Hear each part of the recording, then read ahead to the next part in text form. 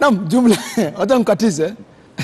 Naam, jumla ya wachezaji 17 kati ya wachezaji 25 waliopata mwaliko wa kujiunga na timu ya taifa Harambee Stars walifanya mazoezi yao ya kwanza huku wakijipiga msasa kabla ya kushiriki mashindano ya taifa bingwa Afrika CHAN na dimba la soka barani Afrika AFCON.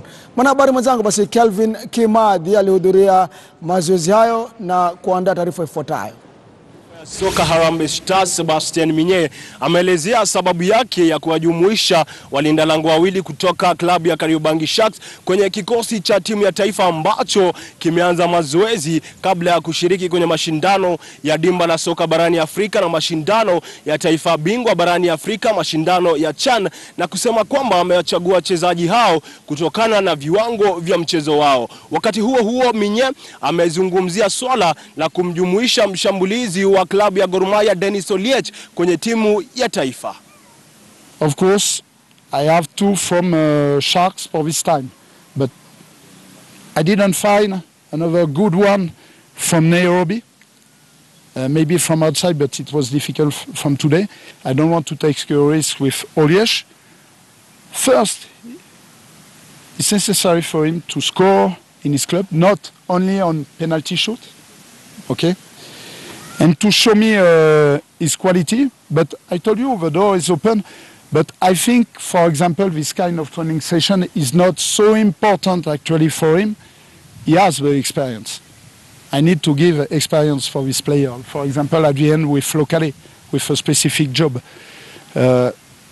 If I need him just before qualification of CHAN or AFCON, I think I will know the way to find him, to discuss with him, and maybe to take him. I'm not afraid. But what I want, quality, what I want also to discuss about his mentality, if he's ready to come, but not to come back as a captain, not to come back as a player in the first 11, maybe as a simple player in the group. Licha ya kukosa kulipwa mishahara ya miezi kadhaa kwa sasa, mkufunzi Sebastian Minye anasema kwamba anajituma na ataendelea kujizatiti kuhakikisha kwamba ameisaidia timu ya taifa kufanya vyema kwenye mashindano ya AFCON na CHAN. I'm not comfortable in terms of salary, but I'm really happy to be there. I'm really happy with my team, with my players. It's a real pleasure. I like Kenyan people so much. My family is so happy to be there. You have to know, I received some contact from other nations now, since our victory against Ghana. It's not because I'm good, but I have good team, okay? And but I signed a contract here, and if everything is okay, I will respect my contract, of course.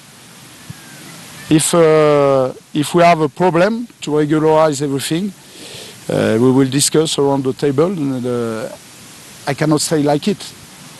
An example for you: if your employer refuses to pay you, what you will do? What you will do? You will try to. I think you will try to look for a new job. No. The last time Kenya. Kwa sasa timu hii itakuwa inaendelea kufanya mazoezi kila siku ya Jumanne kabla ya kushiriki kwenye mashindano hayo na pia kabla ya kucheza mechi yao ya mwisho ya kufuzu dimba la soka barani Afrika dhidi ya Ghana mwezi Machi. Kevin Kimathi, KT.